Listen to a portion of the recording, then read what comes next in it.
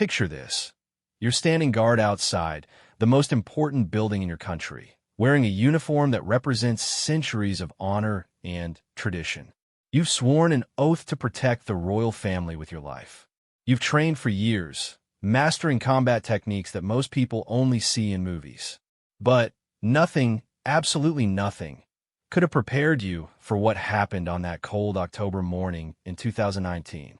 What started as a routine shift at Buckingham Palace turned into the most intense 72 hours in modern royal security history. 3 elite guards, each with different backgrounds and skills, found themselves facing an enemy they never expected. Not terrorists with guns or bombs, but something far more dangerous and unpredictable, a sophisticated international conspiracy that had been planning their move for over 2 years. The world watched as news broke of an incident at the palace. But what the media reported was just the tip of the iceberg. The real story, the one that will make your heart race and keep you on the edge of your seat, involves secret tunnels under London, high-tech surveillance equipment that would make spy movies jealous, and 3 ordinary people who became heroes when everything went wrong. This isn't just another story about royal protocol or ceremonial duties. This is about real people facing real danger, making split-second decisions that could change history forever. It's about courage, brotherhood, and the incredible lengths people will go to protect what they believe in. The names have been changed, some details altered for security reasons, but every heart-stopping moment you're about to read actually happened. And by the time you finish reading, you'll understand why these 3 guards became legends within their own circles, and why their story was kept secret for so long. Are you ready to discover what really happened when the Royal Guards fought back? Marcus Thompson had been a Royal Guard for 8 years, but he still felt that familiar surge of pride every time he walked through the palace gates. At 32, he was considered one of the most experienced guards on duty, known for his sharp eyes and ability to spot trouble before it started. His colleagues often joked that he could sense a problem from a mile away, but Marcus knew it wasn't magic, just years of careful observation and training. That Tuesday morning started like any other. Marcus arrived at the guardhouse at 5:30, an hour before his official shift began. He liked the quiet time to review security reports and prepare for the day ahead. The October air was crisp, and London was just beginning to wake up. Tourist crowds wouldn't arrive for another few hours, giving the palace grounds a peaceful, almost sacred feeling. James Riley was already there when Marcus walked in. At 26, James was relatively new to the Royal Guard, but had quickly earned respect for his technical skills.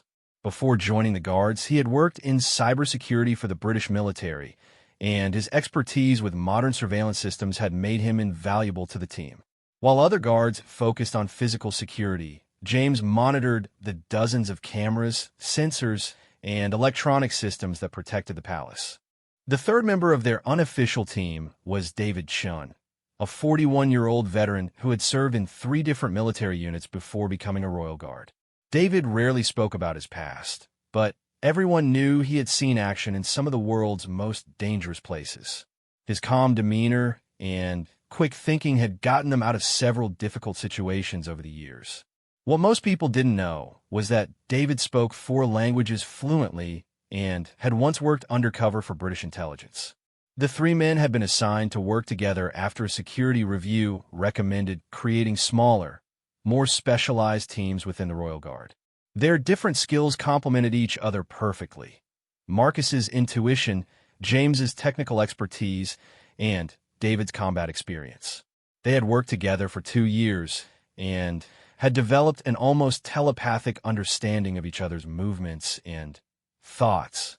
As they gathered in the security briefing room that morning, everything seemed normal. The overnight reports showed nothing unusual. A few tourists who had tried to get too close to the gates, a delivery truck that had taken a wrong turn, and a minor technical glitch with one of the perimeter cameras that James had already fixed remotely. Captain Sarah Mitchell, their commanding officer, ran through the day's schedule. The Queen had no public appearances planned, which meant a relatively quiet day for security. A few government officials would be arriving from meetings in the afternoon, and there was a small ceremony planned in the garden for a group of charity workers. Nothing that required special security measures. Any questions? Captain Mitchell asked, looking around the room at the dozen guards who would be on duty that day. Marcus raised his hand. The camera malfunctioned last night. Was that the East Perimeter System? James nodded. Sector 7, Camera 12. It went offline around 2 in the morning, came back online about an hour later. I checked the footage, and there's nothing suspicious. Probably just a software glitch. Still, Marcus said, I'd like to do an extra patrol of that area this morning. Captain Mitchell made a note. Good thinking. David, why don't you accompany him? James, I want you to run a full diagnostic on all the systems. If we're having glitches, I want to know about them before they become problems. The meeting broke up, and the guards dispersed to their various assignments. Marcus and David headed outside to begin their patrol, while James settled in at the main security console, a bank of monitors and computers that gave him a view of every camera angle around the palace. The east perimeter was the side of the palace that faced Green Park, separated from the public areas by high walls and sophisticated security measures. It was also one of the most heavily monitored sections, which made the camera malfunction particularly troubling. Marcus and David walked slowly along the wall, checking for any signs that someone might have tampered with the equipment. See anything? David asked, his eyes scanning the area methodically. Marcus shook his head. Everything looks normal, but I've learned to trust my instincts, and something feels off this morning. They continued their patrol, checking each camera position and sensor location. The security systems around the palace were incredibly sophisticated, involving not just cameras, but motion sensors, pressure plates, and even devices that could detect unusual electromagnetic signatures. James had explained the technical details to them many times, but Marcus still found it remarkable how much technology was involved in protecting one building. About halfway through their patrol, David stopped suddenly. Marcus, look at this. He was pointing to a small section of ground near the base of the wall. At first glance, it looked perfectly normal, just grass and a few scattered leaves. But David had noticed something that would have escaped most people's attention. The grass, he said quietly. It's been disturbed recently. Marcus crouched down to get a better look. David was right. Someone had carefully replaced sections of turf, but if you knew what to look for, you could see the slight differences in color and texture where the grass hadn't quite taken root again. How recent? Marcus asked. David examined the area more closely.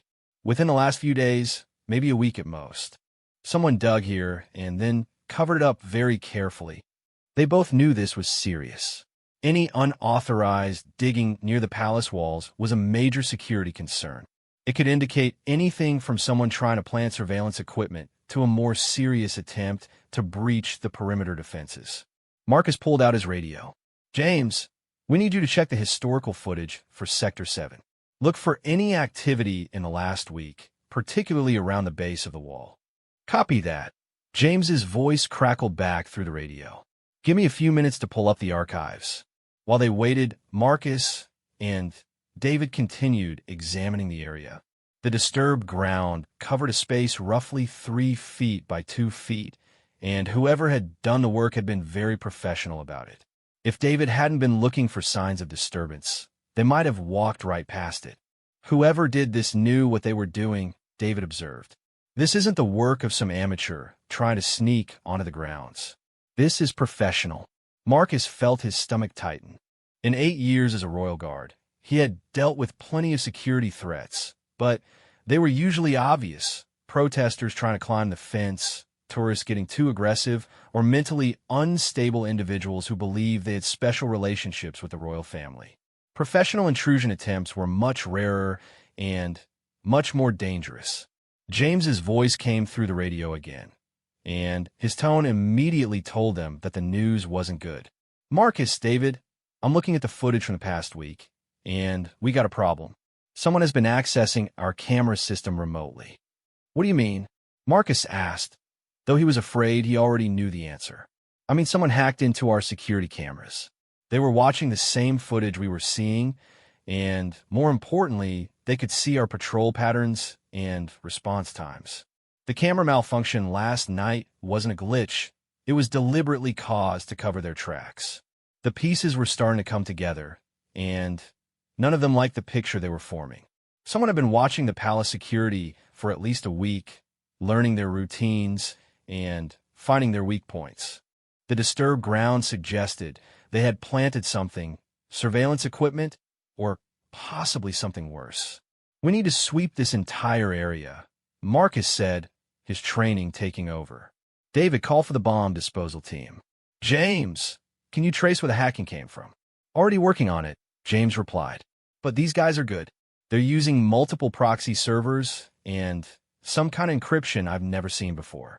David was already on his radio, calling for additional security teams and specialists. Within minutes, the peaceful morning was transformed into a hive of controlled activity as more guard arrived, and the area was cordoned off. Captain Mitchell arrived shortly after, her face grim as she surveyed the scene. "What's the situation?" Marcus quickly briefed her on their findings. The captain listened without interruption, her expression growing more serious with each detail. "How long until the bomb disposal team arrives?" she asked David. 20 minutes, he replied. "But I don't think this is a bomb. The hole isn't big enough, and the placement is wrong. If someone wanted to cause an explosion, they would have chosen a different location." "Then what do you think it is?" David and Marcus exchanged glances. They were thinking the same thing, but neither wanted to say it out loud. James's voice crackled through the radio again, and this time there was an urgency that made everyone stop what they were doing. "Captain, I'm picking up an electronic signal from the disturbed ground area. It's very faint, but it's definitely there. Whatever they buried, it's active." "What kind of signal?" "I'm not sure yet, but it's transmitting data. Small packets, sent every few minutes to an external server. I'm trying to intercept the transmission now." Captain Mitchell made a decision quickly. "Clear the immediate area. Nobody gets within 50 feet of that spot until we know what we're dealing with. Marcus, I want you to coordinate with the specialists when they arrive. David, work with James to figure out what kind of device we're dealing with." As the area was cleared, Marcus found himself thinking about the implications of what they had discovered. Someone had successfully hacked their security system, planted an unknown device on palace grounds, and had been monitoring their activities for at least a week. This wasn't the work of a lone individual or even a small group. It suggested a well-funded, highly organized operation. The bomb disposal team arrived exactly on schedule, led by a woman named Dr. Elizabeth Harper, who looked far too young to be handling explosive devices. But her reputation preceded her, and Marcus knew she was one of the best in the business. "What can you tell me?" she asked as she suited up in protective gear. Marcus explained the situation while Dr. Harper's team set up their equipment. She listened carefully, asking detailed questions about the timing of the discovery and the electronic signals James had detected. "Based on what you're describing," she said, "I don't think this is an explosive device. The electronic activity suggests something more sophisticated, possibly a monitoring or communication device." Her team carefully excavated the disturbed area using specialized tools that could detect any kind of trigger mechanism. After 30 minutes of painstaking work, they uncovered a small metal box, roughly the size of a paperback book, buried about 18 inches underground. The device was unlike anything Marcus had ever seen. It was sleek and professional-looking, with no obvious markings or identification. Several thin cables extended from the box, and there were what appeared to be solar cells on the top surface.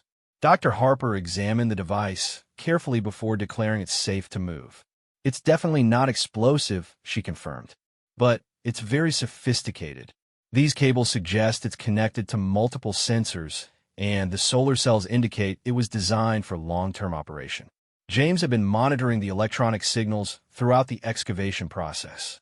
"The transmission stopped as soon as you started digging," he reported. "Whoever built this thing included a tamper detection system." As Dr. Harper's team carefully removed the device and its associated cables, it discovered just how extensive the operation had been. The mysterious intruders had installed a network of sensors that could monitor vibrations, electromagnetic activity, and even conversations within a limited range of the palace walls. This is industrial espionage equipment, Dr. Harper concluded after her initial examination. David, I want you to coordinate with MI5. They need to know about this immediately. Marcus, you're with me. We need to brief the palace security chief and determine if any schedules or events need to be changed. As the team dispersed to their new assignments, Marcus couldn't shake the feeling that this was just the beginning. Professional surveillance operations weren't conducted for the sake of gathering information. They were the first step in a larger plan. Someone had been watching and learning, and now they were ready to act. The peaceful Tuesday morning had turned into something much more serious, and Marcus knew that their real test was still to come. Whoever was behind this operation had invested too much time and money to simply walk away now that their surveillance network had been discovered. He looked back at the excavation site, where specialists were still examining the recovered equipment. In a few hours, this area would be swarming with investigators from multiple agencies. But Marcus had a growing certainty that while they were focused on what had already happened, their unknown adversaries were already moving to the next phase of their plan. The Royal Guards had discovered the surveillance network, but the real fight was just beginning. The emergency meeting in the palace security headquarters lasted 3 hours, and by the time it ended, Marcus felt like he was living in a completely different world than the one he had woken up in that morning. The small surveillance device they had discovered was far more sophisticated than anyone had initially realized, and the implications of what it represented were staggering. James had spent the morning working with a team of cybersecurity experts from both the palace IT department and government intelligence agencies. What they discovered painted a picture of an operation that had been in planning for at least 2 years. The device wasn't just monitoring current activities. It had been designed to learn patterns and predict future security arrangements. They know everything, James reported to the assembled group, his voice tight with concern. Our patrol routes, shift changes, response times, even which guards work best together. The artificial intelligence built into this device has been creating a complete map of our security procedures. Captain Mitchell asked the question everyone was thinking. How much of our current security is compromised? All of it, James replied grimly. We have to assume that every protocol, every procedure, every routine we've used in the past month is known to whoever planted this thing. The head of Palace Security, Director William Reynolds, had been listening without comment. But now he leaned forward in his chair. Director Reynolds was a 20-year veteran of British intelligence who had been brought in to modernize palace security after a series of embarrassing breaches in previous years. The device has been sending data to servers in 3 different countries, he said, reading from a classified report that had just been delivered. Our technical analysis suggests the operation is being coordinated by a group with access to military-grade equipment and significant financial resources. David, who had been quietly studying surveillance photos of the excavation site, looked up. Director, do we have any intelligence about possible threats against the royal family that might be connected to this? Reynolds hesitated before answering, and Marcus could tell they were about to hear information that would change everything once again. 3 weeks ago, intelligence services in France intercepted communications between individuals associated with an international criminal organization. The communications mentioned a high-profile target in London and referenced surveillance activities that match what we've discovered here. The room fell silent as everyone processed this information. An international criminal organization with the resources to conduct sophisticated surveillance operations was an entirely different level of threat than anything the Royal Guards typically dealt with. What kind of criminal organization? Marcus asked. The type that specializes in kidnapping and extortion of high-value targets, Reynolds replied. They've been linked to operations in 6 different countries over the past 5 years, and their targets have included government officials, business leaders, and members of European royal families. Captain Mitchell stood up abruptly. Are you telling us that someone is planning to kidnap a member of the British royal family? It's one possibility we have to consider, Reynolds said carefully. But there are other scenarios that could explain the surveillance. They might be planning a break-in to steal valuable items, or they could be gathering information to sell to other criminal groups. Marcus felt his training kick in as he began thinking through the implications. If they're planning a kidnapping, they would need to know travel schedules, security arrangements, and the best opportunities to isolate their target. The kind of information their surveillance device could provide would be invaluable for that type of operation. James had been typing furiously on his laptop throughout the conversation, and now he looked up with an expression of alarm. There's something else. I've been analyzing the transmission patterns from the device, and there was a significant spike in activity yesterday evening. They were downloading large amounts of data, much more than their usual pattern. What time yesterday evening? Director Reynolds asked. Between 8 and 10 p.m. It was like they were making a final backup of all the information they had collected. David and Marcus exchanged glances. They both understood what that might mean. If they were preparing to abandon their surveillance operation, David said slowly, it could mean they have everything they need to move to the next phase of their plan. Director Reynolds stood up and walked to a large map of London that covered one wall of the conference room. Based on our analysis of similar operations in other countries, we believe they would most likely attempt to intercept their target during transport between locations. Palace security is too strong for a direct assault, but vehicles are vulnerable points in any protection system. He pointed to various routes on the map that connected the palace to other royal residences and official buildings. These are the most likely locations for an attempted kidnapping. The question is, when will they make their move? Captain Mitchell had been studying a schedule on her tablet. The Queen has no public appearances scheduled for the rest of the week, but Prince William and Catherine have several engagements over the next few days. And Prince Harry and Meghan are returning from their overseas tour tomorrow, James added, reading from his own screen. Their motorcade will be traveling from Heathrow Airport to Kensington Palace. The room fell silent again as everyone realized the implications. A motorcade traveling across London would be exactly the kind of target that an experienced kidnapping organization would choose.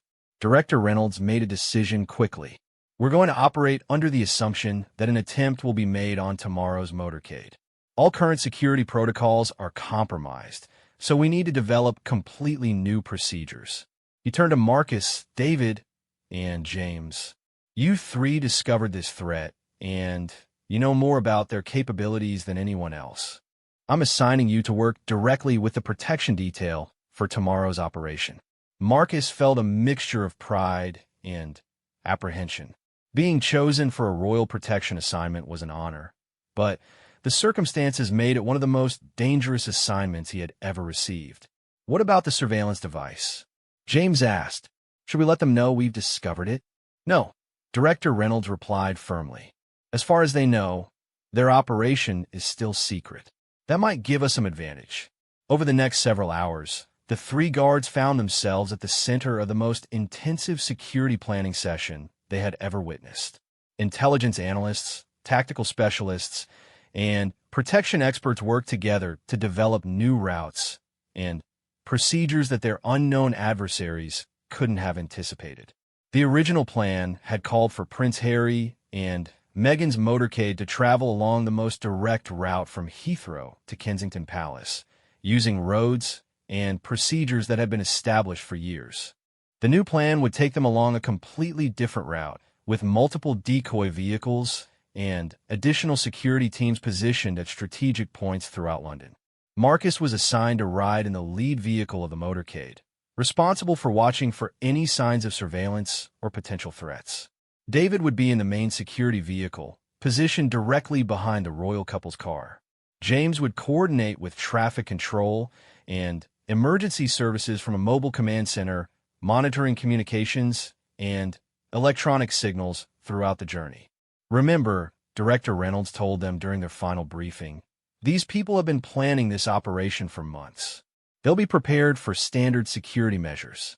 Our only advantage is that they don't know we've discovered their surveillance, and they can't predict the changes we've made to our procedures.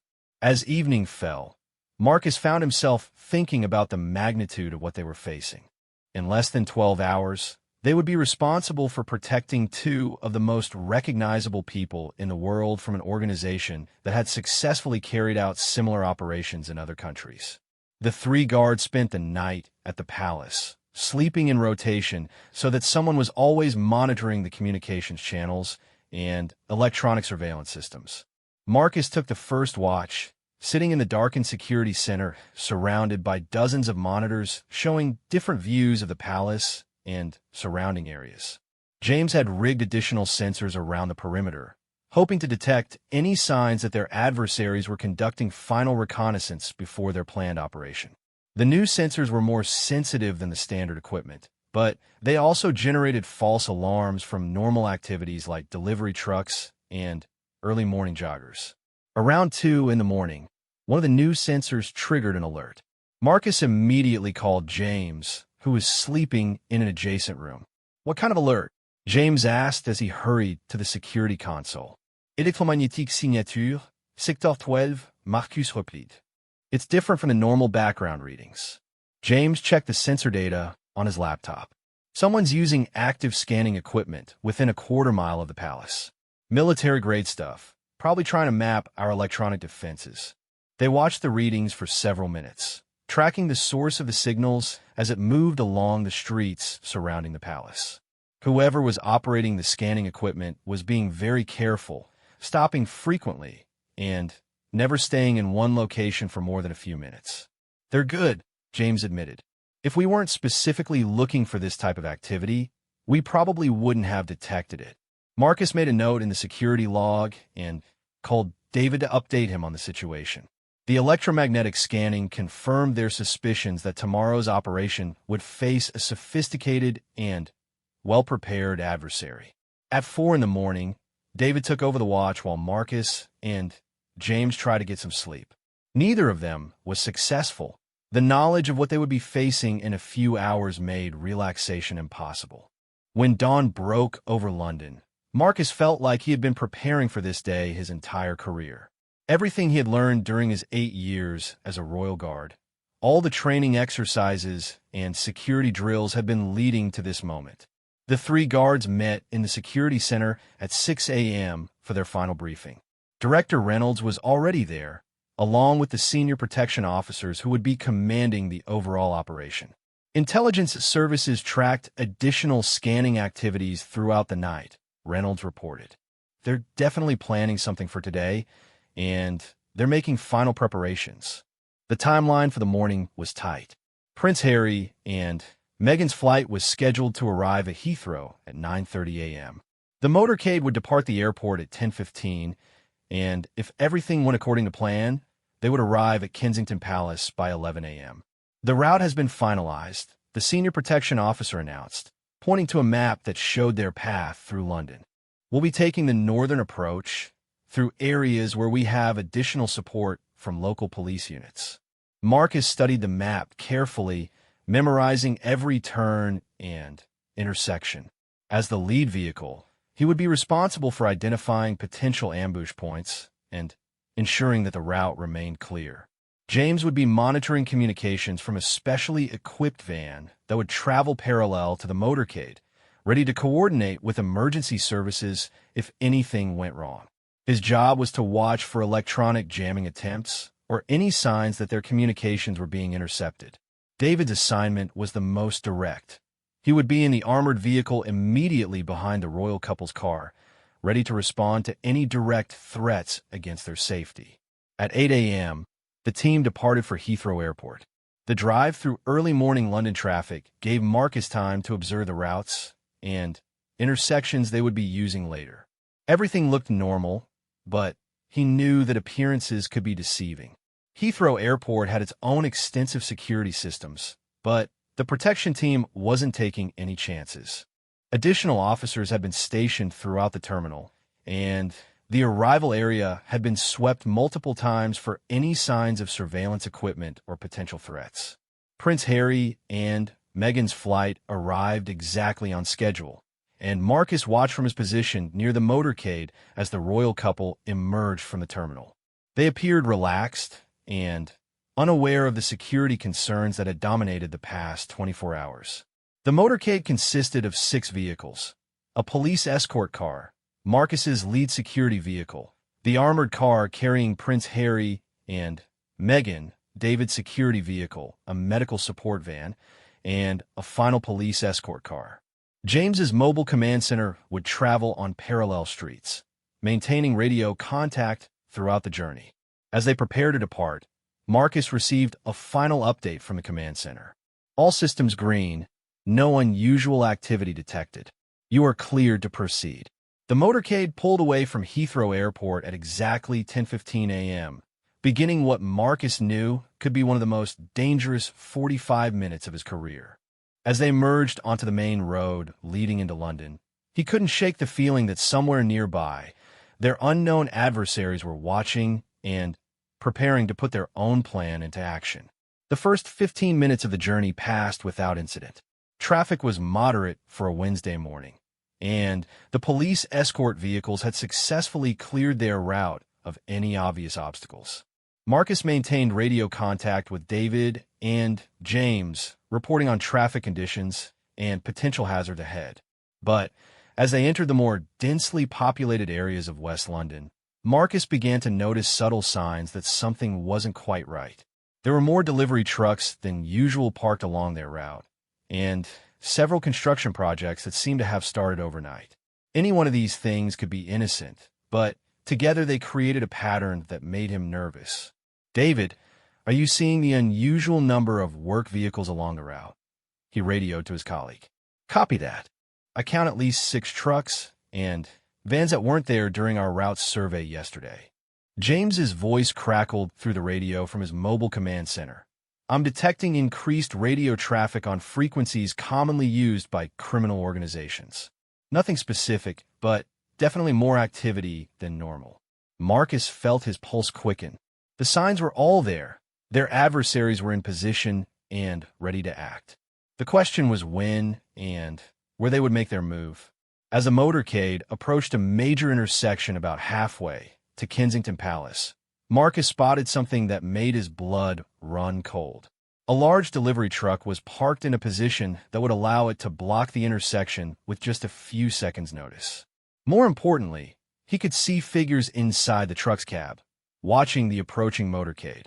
"Potential threat at the next intersection," he radioed urgently. "Large truck in blocking position with occupants." The motorcade was traveling at 40 miles per hour and would reach the intersection in less than 30 seconds. Marcus had to make a split-second decision that could determine whether the royal couple made it safely to their destination. "All units, prepare for evasive action," he commanded, his training taking over completely. "We may need to deviate from the planned route." As they approached the intersection, Marcus watched the truck carefully, ready to signal for an emergency route change. The next few seconds would determine whether months of planning by international criminals would succeed or fail, and Marcus knew that everything depended on the decisions he was about to make. The delivery truck began moving just as Marcus had feared it would. With practiced precision, it pulled out from its parking position and started to angle across the intersection, creating what would become a complete roadblock within seconds. Marcus could see 2 more vehicles beginning to move from side streets, clearly coordinating to box in the motorcade. "Emergency Protocol 7. Marcus shouted into his radio, invoking the code for immediate route deviation under threat conditions. "All units follow lead vehicle. We're taking the alternate northern route." Without waiting for confirmation, Marcus yanked his steering wheel hard to the right and accelerated onto a side street that would bypass the intersection entirely. Behind him, he could hear the screech of tires as the other vehicles in the motorcade followed his lead. The Royal Protection drivers were among the best in the world, trained for exactly this type of situation. Within seconds, all 6 vehicles had smoothly transitioned to the new route, maintaining their protective formation even while making the emergency maneuver. "James, what's the status on the command frequency?" Marcus called as they raced down the narrow side street. "Multiple unknown vehicles are now moving to intercept us," James replied from his mobile command center. "I count at least 8 vehicles that have changed their behavior since we diverted. They're definitely coordinated. David's voice came through the radio, calm despite the circumstances. Royal package is secure and unaware of the situation. Vehicle performance is optimal, ready for extended evasive maneuvers if necessary. Marcus felt a surge of pride in his colleagues. In the space of 30 seconds, they had identified a threat, executed an emergency route change, and maintained communication and vehicle security. But he knew this was just the beginning of what was likely to be a prolonged chase through London streets. The alternate route took them through a residential area with narrower streets and more potential hiding places for additional ambush attempts. Marcus had to balance speed with caution, moving fast enough to stay ahead of their pursuers while being careful not to endanger civilians or crash into parked cars. Lead vehicle, this is command, a new voice crackled through the radio. It was Director Reynolds, coordinating the response from the Palace Security Center. We have helicopter support inbound. ETA 3 minutes. Additional ground units are moving to intercept the threat vehicles. Marcus acknowledged the transmission while navigating a particularly tight turn. The involvement of helicopter support meant that this incident had escalated to the highest levels of the security apparatus. It also meant that their unknown adversaries were about to face resources they probably hadn't anticipated. As they emerged from the residential area onto a main thoroughfare, Marcus could see one of the threat vehicles in his rearview mirror. It was a dark sedan with tinted windows, driving aggressively and clearly trying to catch up with the motorcade. "David, we have a tail about 200 meters back," he reported. "I see it. Black sedan, license plate obscured. They're gaining on us." James's voice cut through the radio chatter. "Marcus, I'm detecting radio jamming attempts. They're trying to disrupt our communications." This was a new development that Marcus hadn't expected. Radio jamming required sophisticated equipment and suggested that their adversaries were even more professional than they had realized. If they lost communications, coordinating their response would become much more difficult. "Switch to backup frequency 7, Marcus ordered, hoping that James's preparations would allow them to maintain contact. The backup frequency worked, though the signal was weaker than their primary channel. Marcus could still communicate with his team, but he knew that the electronic warfare aspect of their situation was just beginning.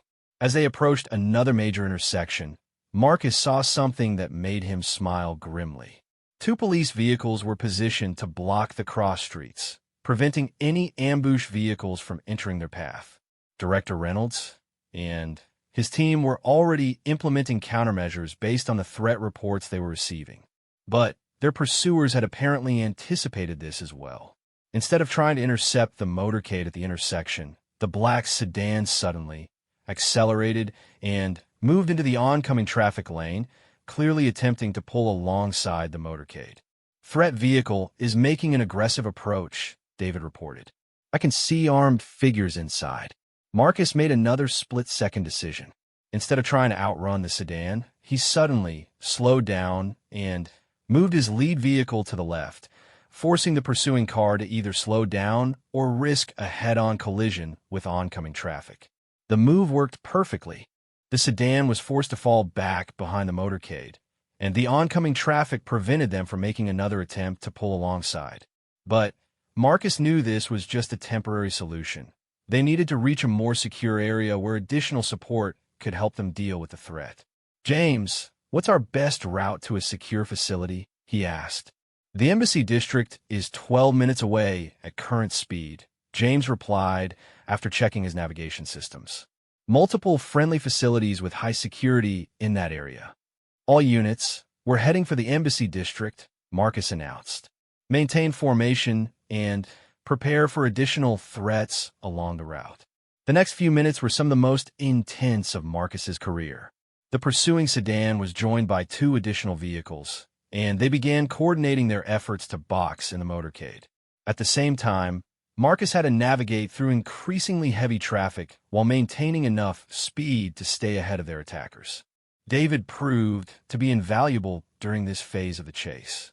His military experience allowed him to anticipate the tactics their pursuers would use and He provided Marcus with constant updates on their positions and likely intentions. Two vehicles are moving to flank us from the right side streets, David reported. They're trying to force us into a pincer movement at the next intersection. Marcus could see the intersection ahead and realized that their adversaries had chosen their tactics well. If he continued straight, the flanking vehicles would be able to block their path. If he turned to avoid them, he would be heading directly into an area where additional ambush vehicles were likely positioned. "James, I need options for alternate routes," he called urgently. "There's a service road that parallels the main street about half a mile ahead," James replied. "It connects to a tunnel system that could give us some protection." The service road was a risk. It was narrower than the main streets and could easily become a trap if their pursuers anticipated the move. But staying on the main road was becoming increasingly dangerous as more threat vehicles joined the pursuit. Marcus made the decision to take the service road, hoping that James's knowledge of London's infrastructure would give them an advantage. As they made the turn, he could see the helicopter support that Director Reynolds had promised circling overhead. The helicopter's presence changed the dynamics of the situation significantly. The pursuit vehicles could no longer operate with complete freedom, knowing that their activities were being recorded and tracked from above. Several of the threat vehicles began to peel off from the chase, apparently unwilling to risk further exposure. But the most determined pursuers continued to follow the motorcade onto the service road. Marcus could see that they were now down to 3 threat vehicles, but these appeared to be the most professional and persistent of their adversaries. The service road led to an underpass system that James had mentioned, and Marcus realized that this could be either their salvation or their doom. In the tunnels, they would be protected from helicopter observation, but they would also be isolated from immediate support if something went wrong. "All units, we're entering the tunnel system," Marcus announced. "Maintain close formation and be prepared for anything." As the motorcade descended into the tunnels beneath London, Marcus felt like they were entering a different world. The sounds of the city disappeared, replaced by the echo of engines and tires in the enclosed space. Emergency lighting created an eerie atmosphere, and Marcus had to rely entirely on his vehicle's headlights to navigate the narrow passages. "David, are they still following us?" 2 vehicles entered the tunnel behind us. The third one remained at the surface. Marcus realized that their adversaries were probably splitting their forces to cover multiple escape routes. If the motorcade emerged from a different exit, the surface vehicle would be in position to continue the pursuit. The tunnel system was more complex than Marcus had expected, with multiple branches and connections that led to different parts of the city. James was navigating for them using maps on his computer, but even he seemed uncertain about some of the passages. "Take the next left," James instructed. "That should bring us out near the embassy district." As they made the turn, Marcus heard something that made his blood run cold. The sound of gunfire echoed through the tunnel behind them, suggesting that their pursuers were becoming increasingly desperate. "Was anyone hit?" he called urgently. "Negative. All vehicles operational," David replied. "But they're definitely armed and willing to use weapons." The situation had escalated from attempted kidnapping to open warfare in the tunnels beneath London. Marcus knew that they needed to reach the surface and the protection of additional security forces as quickly as possible. The tunnel began to slope upward, indicating that they were approaching an exit. Marcus could see daylight ahead, along with what appeared to be police vehicles positioned near the tunnel entrance. "Command, this is lead vehicle approaching tunnel exit 7, he radioed. "We have armed pursuit and need immediate support." "Roger, lead vehicle. Support units are in position." Police vehicles, additional security teams, and what appeared to be military personnel were positioned throughout the area. Behind them, only one of the pursuit vehicles emerged from the tunnel. The others had apparently decided that continuing the chase into such a heavily defended area would be suicidal. The remaining pursuit vehicle made one last desperate attempt to intercept the motorcade, accelerating toward Prince Harry and Meghan's armored car. But David was ready for this move. Threat vehicle making final approach, David reported calmly. Initiating defensive maneuvers. David expertly positioned his security vehicle between the threat and the royal couple, using a technique called a blocking maneuver that he had learned during his military service. The pursuing vehicle was forced to veer away to avoid a collision, and in doing so, it lost control and crashed into a parked car. Threat neutralized, David announced with satisfaction. All units are secure. Marcus felt a wave of relief wash over him as they approached the embassy building. They had successfully protected Prince Harry and Meghan from what had clearly been a well-planned and sophisticated kidnapping attempt.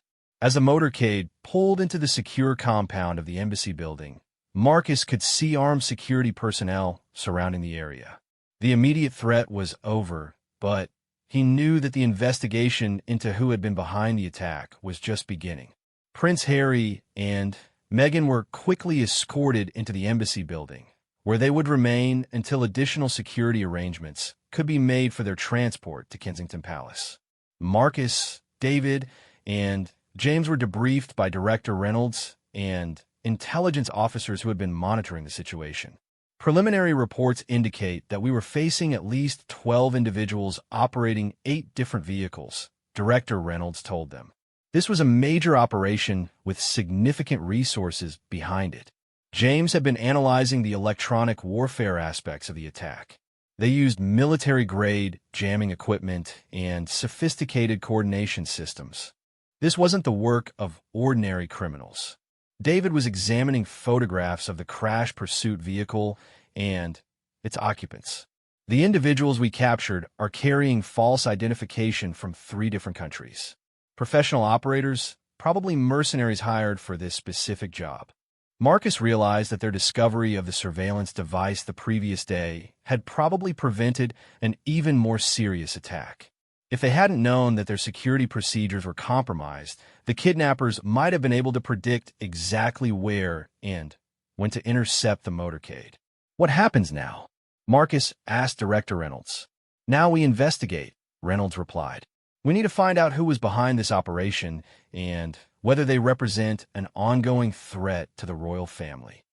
As the initial debriefings concluded, Marcus found himself thinking about how much had changed in just 2 days.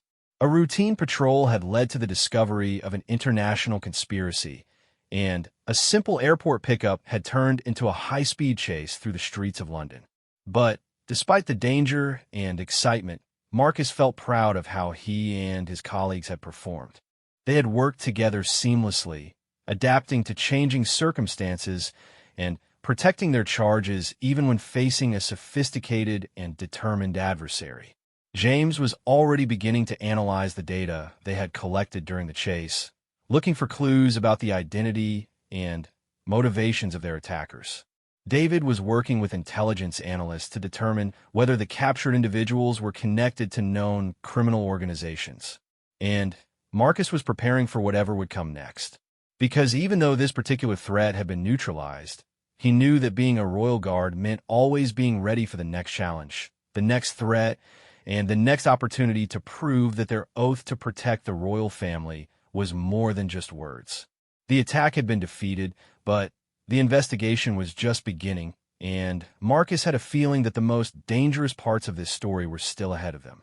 The interrogation of the captured attackers began immediately, but it quickly became clear that these individuals were professionals who had been prepared for the possibility of capture. They carried no identifying documents. Their fingerprints weren't in any database, and they maintained complete silence despite hours of questioning by experienced intelligence officers.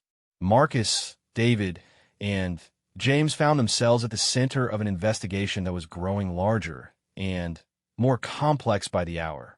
Intelligence services from multiple countries were now involved, and the scope of the conspiracy they had uncovered was beginning to reveal itself in ways that none of them had anticipated. The electronic equipment we recovered from their vehicles is manufactured by a company that officially doesn't exist, James reported during their morning briefing 3 days after the attack. The shell company that owns the patents is registered in 4 different countries, and The actual manufacturing appears to have taken place in a facility that was supposedly shut down 2 years ago. Director Reynolds had assembled a task force that included representatives from MI5, Scotland Yard, and Interpol. The meeting room in the palace security headquarters had been transformed into a command center, with maps, photographs, and computer terminals covering every available surface. David had been working with international intelligence databases, trying to identify patterns that might connect their attackers to previous operations.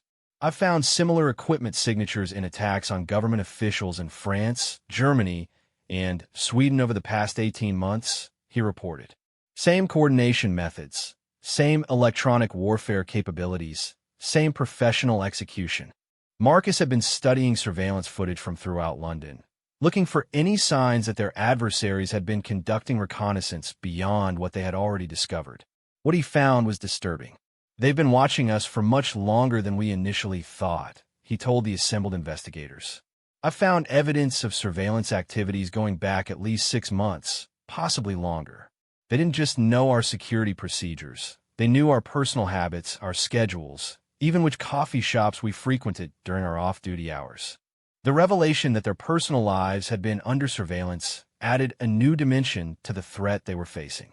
This wasn't just an attack on the royal family.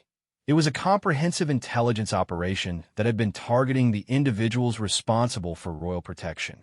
Dr. Elizabeth Harper, the bomb disposal expert who had first examined the surveillance device, had been analyzing additional equipment recovered from the attack vehicles. Her findings suggested that the conspiracy was even more sophisticated than they had realized. Their first-hand experience with the attack and their knowledge of royal security procedures made them valuable assets in understanding how the conspiracy had been able to penetrate so many layers of protection. Their first assignment was to work with French intelligence officers who had been tracking similar activities in Paris. Agent Marie Dubois from the French Direction Générale de la Sécurité Extérieure briefed them on what her team had discovered. 6 months ago, we detected surveillance activities around the Élysée Palace that matched the patterns you described here, she explained. At the time, we assumed it was routine intelligence gathering by a foreign government, but now we believe it was connected to the same organization that attacked your motorcade. Agent Dubois showed them photographs and technical analysis that were remarkably similar to what they had found in London. The same type of buried surveillance equipment, the same electronic warfare capabilities, and the same sophisticated coordination systems. What we couldn't understand at the time was why they suddenly stopped their surveillance activities, she continued.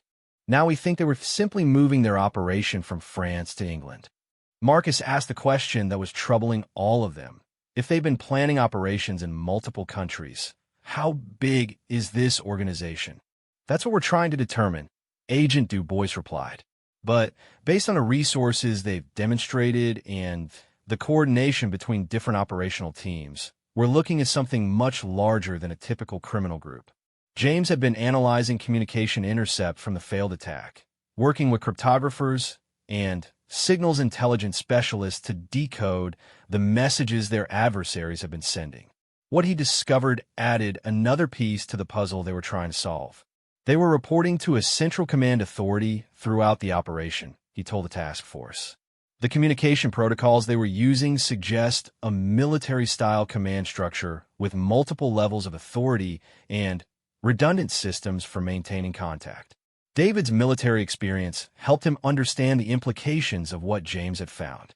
This sounds like a mercenary organization, possibly former military personnel who have been recruited for private operations. The investigation was beginning to reveal the outline of something that was much more dangerous than a simple kidnapping attempt. They were dealing with what appeared to be a private military organization that specialized in operations against high-profile targets. And the attack on Prince Harry and Meghan had been just one mission in a much larger campaign. Director Reynolds called an emergency meeting of senior government officials to discuss the implications of what they had discovered. Marcus, David, and James were asked to brief the group on their first-hand experience with the attack and what they had learned during the investigation. The meeting included representatives from the Prime Minister's office, the heads of multiple intelligence services, and senior military commanders.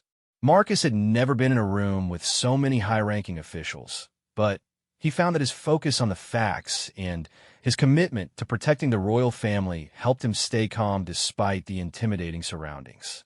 Based on your experience during the attack, the Deputy Prime Minister asked him, "How would you assess the capabilities of this organization?" Marcus thought carefully before answering. They demonstrated professional military tactics, sophisticated technology, and the ability to adapt to changing circumstances in real time.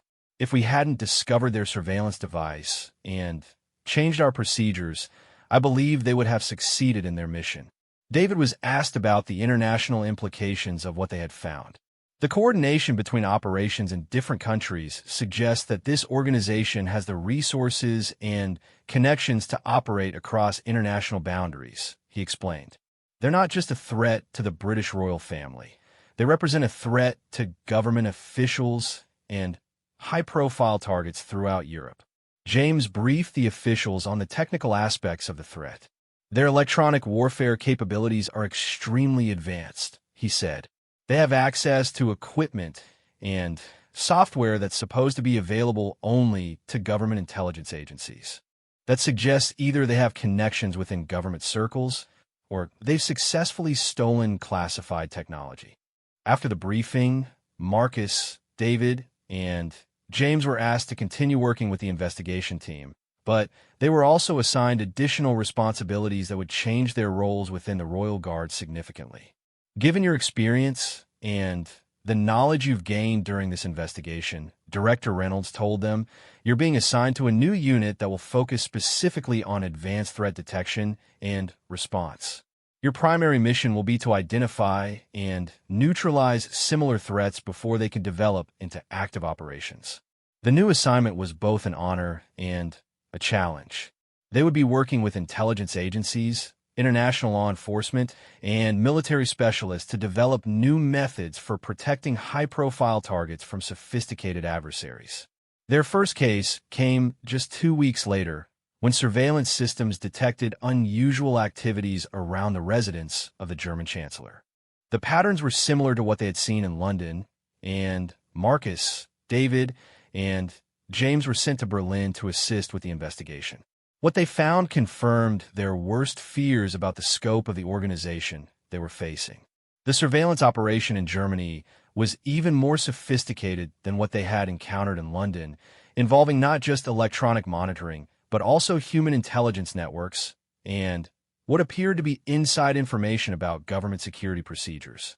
They've recruited assets within the German security services, Agent Du Bois explained during their briefing in Berlin. We know this because they had access to classified information about the Chancellor's schedule and security arrangements. The investigation in Germany revealed that the organization they were tracking had been operating in Europe for at least 3 years, gradually building capabilities and recruiting assets in multiple countries. Their ultimate objectives were still unclear, but the pattern of their activities suggested they were preparing for a series of coordinated operations against government officials and royal families throughout the continent. Marcus found himself thinking about the implications of what they had discovered during quiet moments between briefings and surveillance operations. The world of royal protection that he had known for 8 years had been fundamentally changed by their encounter with this new type of threat. "We're not just guards anymore," he told David and James during one of their evening conversations in Berlin. "We're intelligence operatives working against an enemy that most people don't even know exists." David nodded thoughtfully. "The skills we developed as Royal Guards prepared us for this, but the scope is much larger than anything we were trained for originally." James had been thinking about the technical challenges they were facing. The technology they're using is advancing faster than our defensive capabilities. We need to find ways to stay ahead of their developments. Their investigation in Germany led to the discovery of a safe house where the organization had been storing equipment and planning documents. The raid on the safe house provided the first major breakthrough in understanding who they were fighting against. The documents revealed that the organization called itself Sovereign Solutions, and it specialized in what it termed strategic intervention services for wealthy clients who wanted to influence political situations in various countries. The attacks on government officials and royal families weren't random acts of terrorism. They were targeted operations designed to create instability and chaos that would benefit their clients' financial and political interests. This changes everything, Director Reynolds told the task force during their debriefing after the raid. We're not dealing with ordinary criminals or even typical terrorists. We're facing a private military company that's been hired to destabilize European governments. The scope of Sovereign Solutions operations was revealed through documents and computer files recovered from the safe house. They had been involved in political assassination attempts, kidnapping operations, and sophisticated disinformation campaigns in more than a dozen countries over the past 5 years. The attack on Prince Harry and Meghan was just one small part of a much larger operation, Agent Du Bois explained. They were planning simultaneous attacks against government officials in Britain, France, Germany, and Italy. The goal was to create a crisis of confidence in European security services. Marcus realized that their discovery of the surveillance device and successful defense of the royal motorcade had probably prevented a coordinated attack that could have changed the political landscape of Europe. The importance of their actions was much greater than they had initially understood. The investigation also revealed why Sovereign Solutions had invested so much time and resources in their London operation. The success or failure of their attack on the British royal family was intended to serve as a proof of concept for their capabilities, demonstrating to potential clients that they could successfully operate against the most heavily protected targets in the world. If they had succeeded in kidnapping Prince Harry and Meghan, Director Reynolds explained, it would have established their reputation as an organization capable of reaching anyone, anywhere. The psychological impact would have been as important as the tactical success. As the investigation continued, Marcus, David, and James found themselves at the center of an international effort to track down and neutralize Sovereign Solutions. Their unique combination of royal protection experience and first-hand knowledge of the organization's tactics made them valuable assets in planning counter-operations. But they also knew that their victory in London had only been the beginning of a much longer and more dangerous conflict. Somewhere in the world, the leaders of Sovereign Solutions were planning their next operation, and Marcus was certain that they would be better prepared and more determined than ever to prove that no target was beyond their reach. The Royal Guards had fought back successfully once, but the war against this new type of threat was just beginning, and Marcus knew that everything they had learned so far would be put to the test in ways they couldn't yet imagine.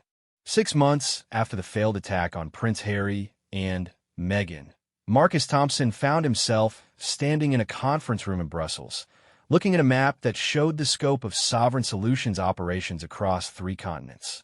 What had started as a routine patrol at Buckingham Palace had led to the discovery of one of the most sophisticated private military organizations the world had ever seen. The international task force that had been formed to investigate and counter Sovereign Solutions had grown to include representatives from 14 countries, and Marcus, David, and James had become key figures in the effort to understand and neutralize this new type of threat. Intelligence indicates that Sovereign Solutions has been contracted for at least 47 separate operations over the past 18 months, reported Colonel Sarah Mitchell, who had been promoted to lead the international task force after her excellent coordination during the London attack. Their clients include criminal organizations, rogue corporations, and even some government agencies that want to maintain plausible deniability for their operations. James had been working with cybersecurity experts from multiple countries to track the digital footprints left by Sovereign Solutions.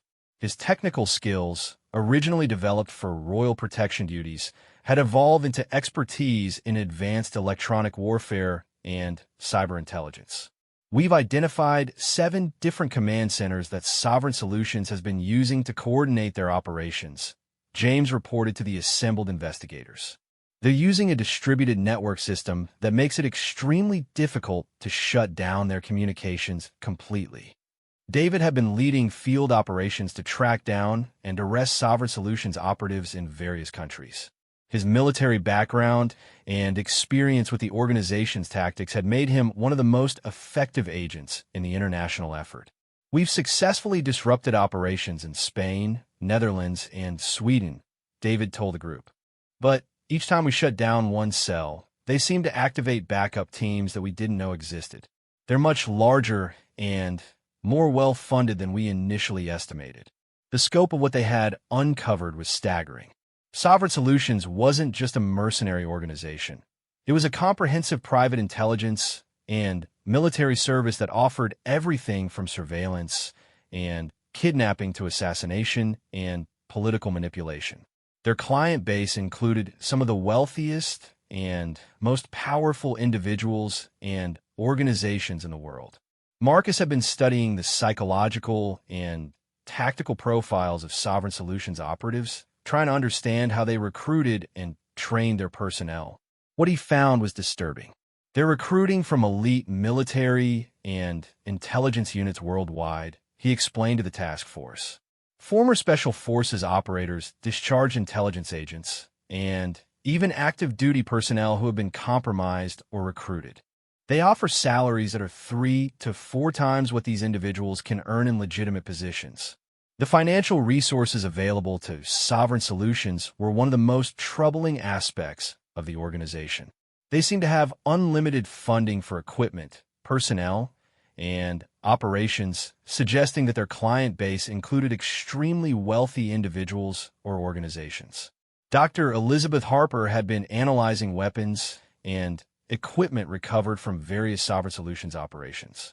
Her findings revealed just how advanced their capabilities had become. They're using prototype weapons that won't be available to military forces for another 5 years, she reported.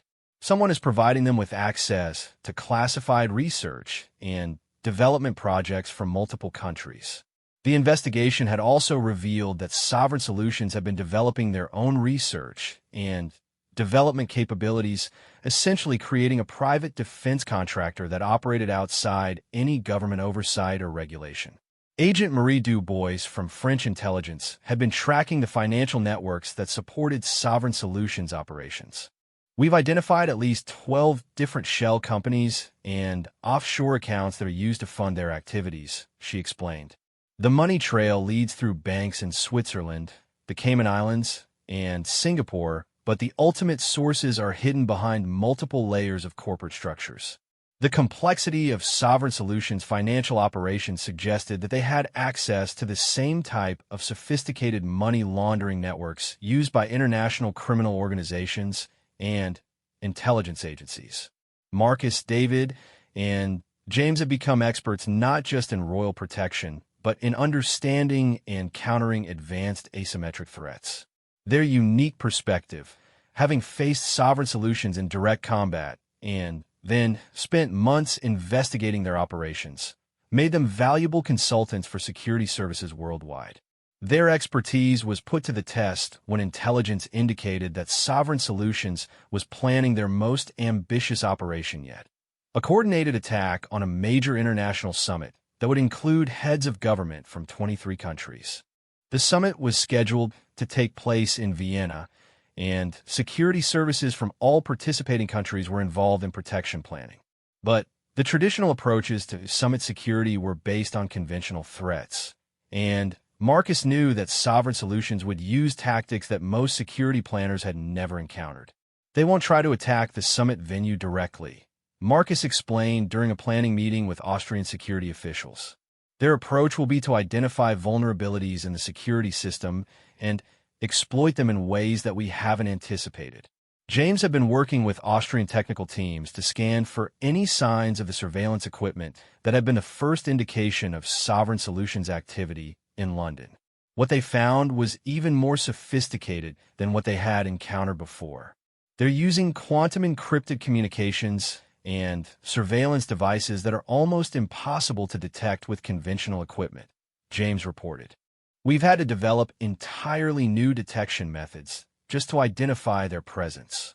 David was coordinating with international special operations teams to prepare rapid response capabilities in case Sovereign Solutions manage to initiate an attack despite the enhanced security measures. Based on their previous operations, they'll have multiple backup plans and escape routes, David told the Special Operations commanders. We need to be prepared for scenarios that go beyond conventional counterterrorism tactics. The weeks leading up to the Vienna summit were some of the most intense of Marcus's career. The stakes were enormous. If Sovereign Solutions succeeded in attacking or disrupting a summit involving 23 world leaders, it would demonstrate that no target was beyond their reach and could destabilize international relations for years. 3 days before the summit was scheduled to begin, James detected the first signs of Sovereign Solutions activity in Vienna. Electronic signatures consistent with their advanced surveillance equipment were identified at multiple locations around the summit venue and participating hotels. "They're here," James announced during the morning briefing. "I'm detecting at least 12 separate surveillance devices, and the coordination patterns suggest a much larger operational team than we've seen before." Marcus felt the familiar combination of apprehension and determination that he had experienced during the London attack. They were facing Sovereign Solutions again, but this time the stakes were much higher and the complexity of the protection challenge was overwhelming.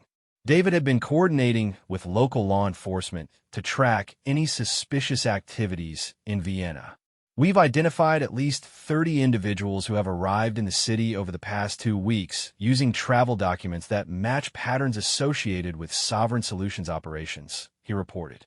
The scope of the Sovereign Solutions operation in Vienna was larger than anything they had encountered before. It appeared that the organization had committed significant resources to ensuring the success of their mission, whatever that mission might be. Director Reynolds, who had flown to Vienna to coordinate the British contribution to summit security, briefed Marcus, David, and James on the latest intelligence assessments. "We believe they're planning multiple simultaneous attacks designed to create maximum chaos and confusion," he explained. "Their goal isn't necessarily to kill specific leaders, but to demonstrate that they can penetrate any security system and operate with impunity at the highest levels of international politics."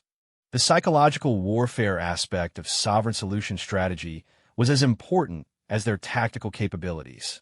By successfully attacking an international summit, they would send a message to potential clients that no target was beyond their reach. On the morning the summit was scheduled to begin, Marcus, David, and James took their positions as part of the enhanced security operation.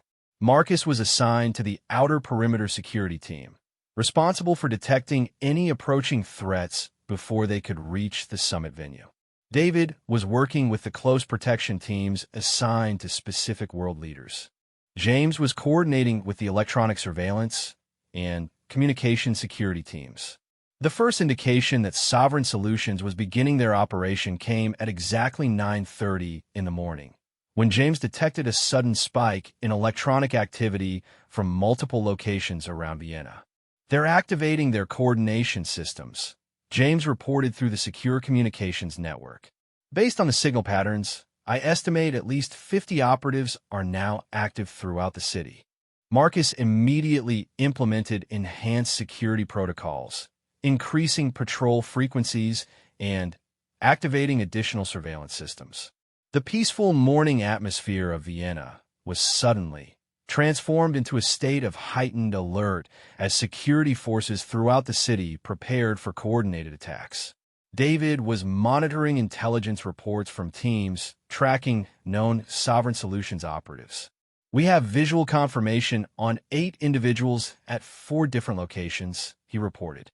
"They appear to be conducting final reconnaissance before initiating their primary operation."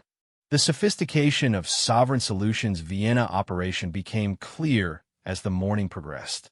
Instead of focusing on a single attack vector, they had positioned teams to threaten multiple aspects of the summit simultaneously. Security forces found themselves responding to potential threats at the main venue, participating hotels, transportation routes, and even backup facilities that had been prepared for emergency use.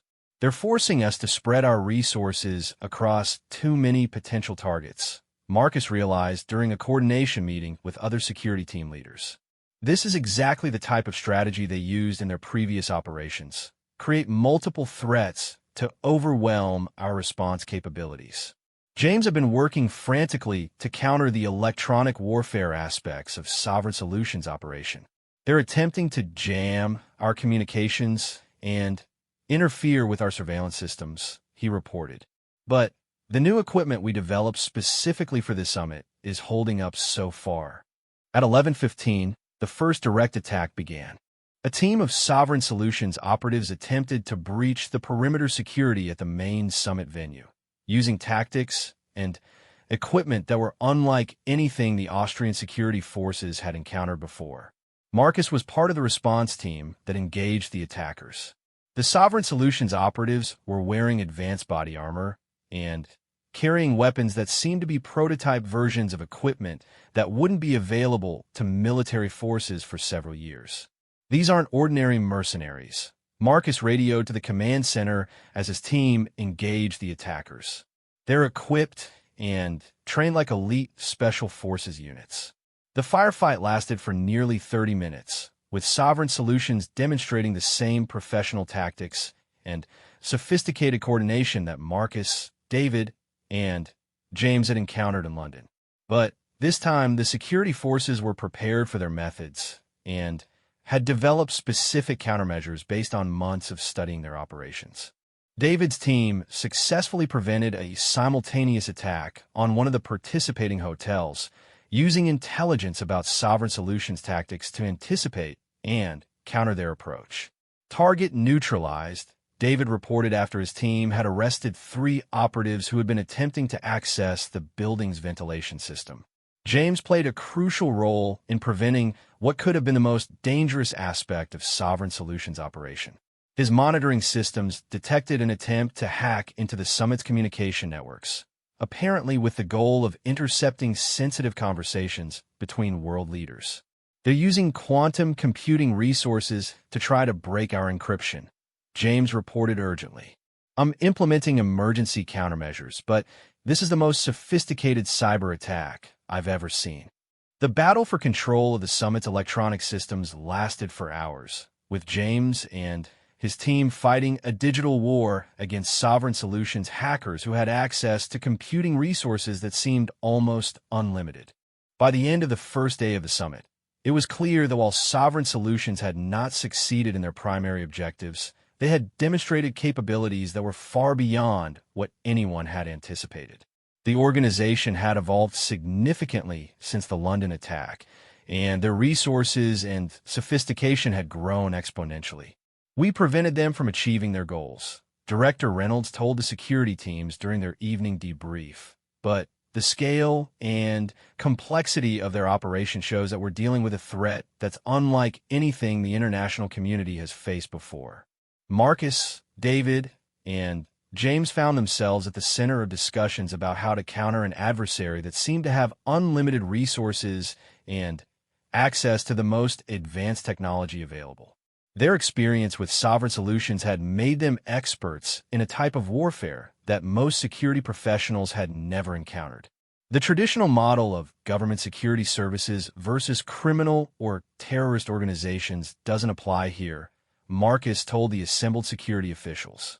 Sovereign Solutions has access to the same resources and technology that we do, and in some cases, they're actually ahead of us. The Vienna summit continued for 3 more days, with security forces maintaining the enhanced protocols that had prevented Sovereign Solutions from achieving their objectives.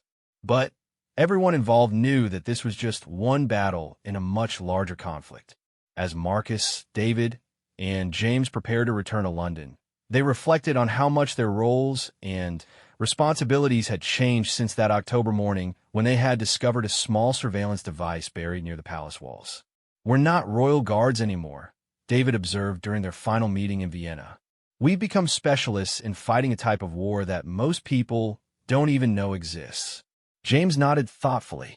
"The technology and tactics are evolving so rapidly that we have to constantly adapt our methods and capabilities."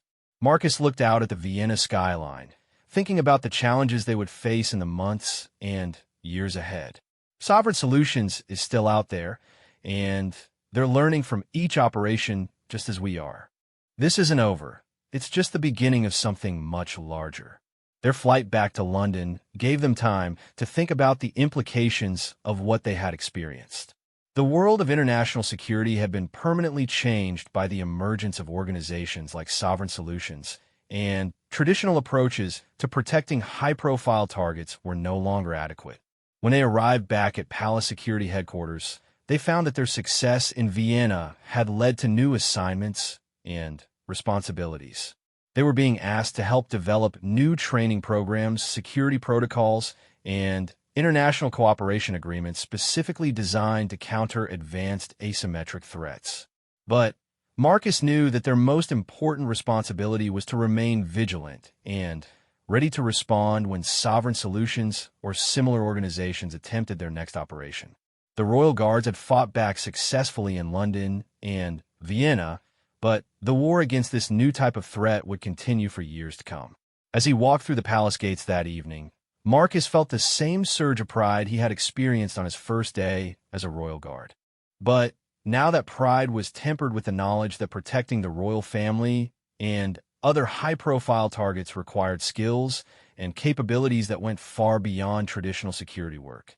The three guards had become warriors in a conflict that most of the world didn't even know was being fought, and their story had become a testament to the courage and adaptability of individuals who refused to accept defeat when faced with seemingly impossible odds. The fight against Sovereign Solutions would continue, but Marcus, David, and James had proven that even the most sophisticated and well-funded adversaries could be defeated by people who were willing to learn, adapt, and never give up in their commitment to protecting those they had sworn to defend.